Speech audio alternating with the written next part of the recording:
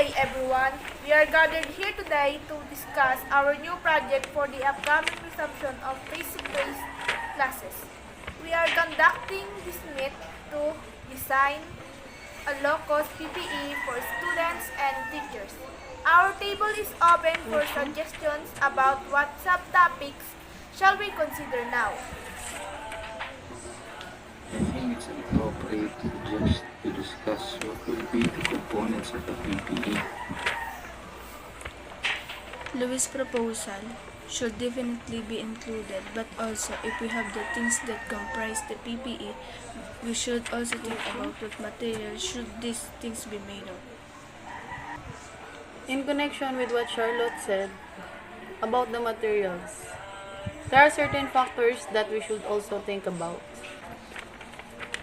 So, okay, it seems to me that we already have the appropriate things to consider. Shall we discuss it more truly? Go ahead. Yeah, go ahead. Okay, so first up is the component of the PPE. Well, I can be sure that we can all agree that we must consider face masks. That totally only makes sense because the mask is our primary protection against a respiratory illness causing virus to enter through our nose and mouth. How about the gown? Gown. Sorry, but can you please elaborate? I mean the protective gown that can protect the body from the virus. I think it's a great idea about would it be uncomfortable for a beneficiaries.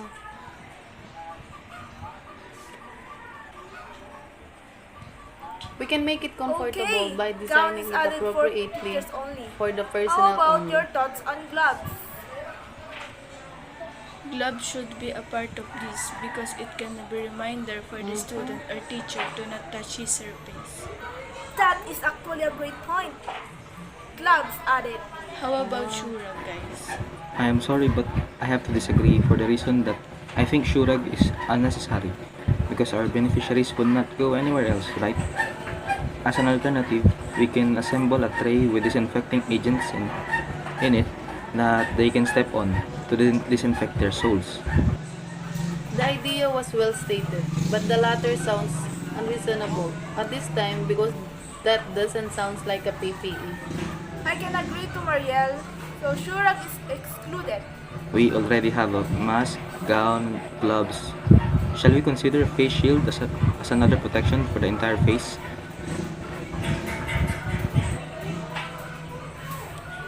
Probably, the proposal has advantages, but I have to disagree because there are studies that conclude that shield don't have much effect in Also, blocking it's a very droplets uncomfortable. compared to what it's supposed to do.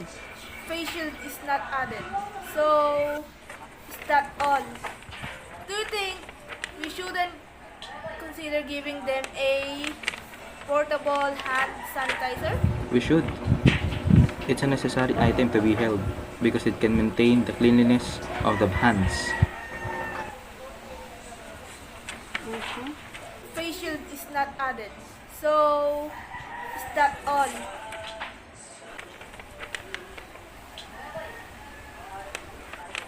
If none, then it was face mask, gloves, and hand sanitizer.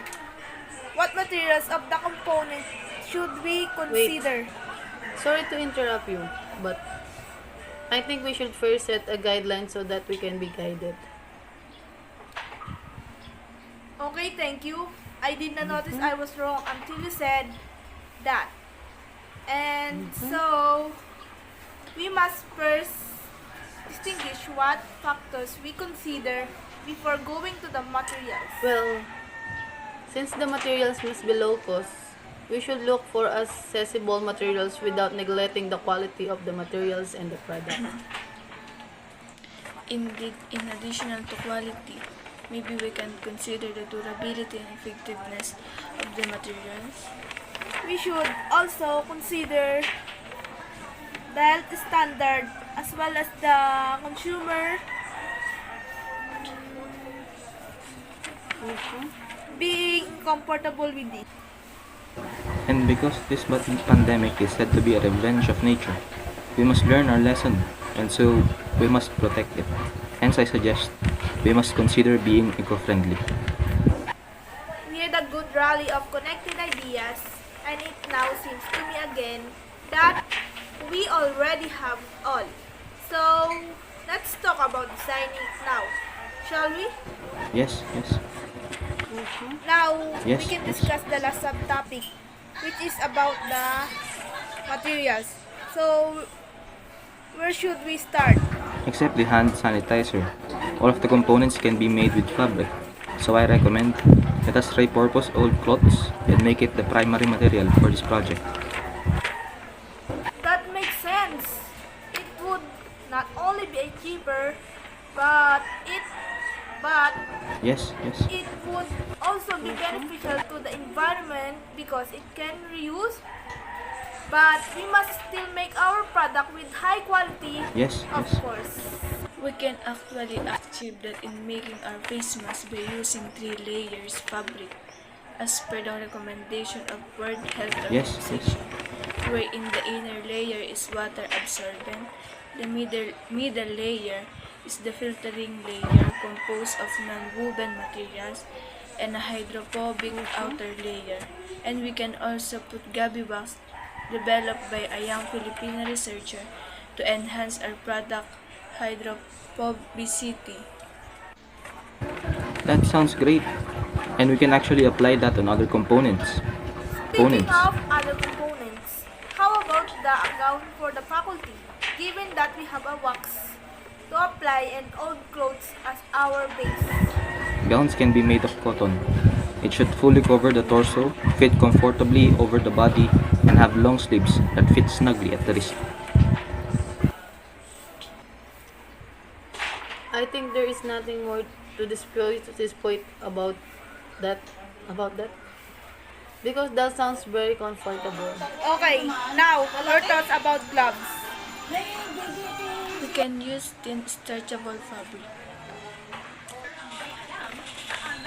The use of thin stretchable fabric is sound fitting because it will be comfortable and can be reused. What plans will we make with the hand sanitizer? The container should be reusable. You can also put a holder for it so it can be held everywhere.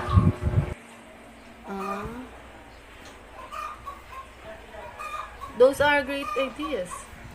And we can also build a small refilling station for the hand sanitizer, but we should discuss more of that in our next meeting.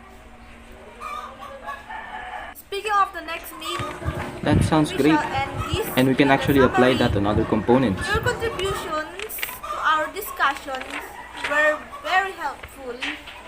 It was discussed that we will have a PPE project Don't- that will be composed of affordable, effective, and eco-friendly masks,